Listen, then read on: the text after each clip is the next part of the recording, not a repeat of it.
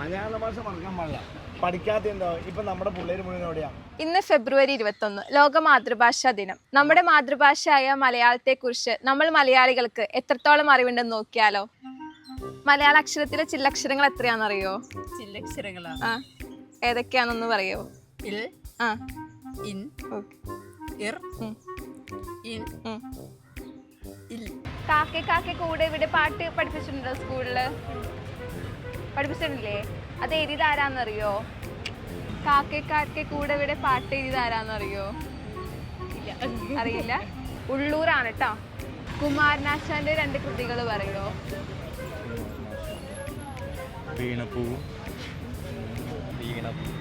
കമലാസുരയുടെ മറ്റൊരു പേര് പറയോ? കമലാദാസ്. മാധവിക്കുട്ടിയുടെ മറ്റൊരു പേര് പറയോ? കമലാസുരയ്യ. മലയാളത്തിൽ ഏറ്റവും കണ്ടുപിട്ടിയ ഏറ്റവും പഴക്കമുള്ള കൃതി ഏതാണെന്നറിയോ? മലയാള അക്ഷരമാലയിലെ കൂട്ടക്ഷരങ്ങളൊന്ന് പറയാമോ? പിന്നെ കില്ലർ എന്നുള്ള ഇംഗ്ലീഷ് അക്ഷരമാണെങ്കിൽ മലയാളത്തിൽ പറയുമ്പോൾ ഇല്ല.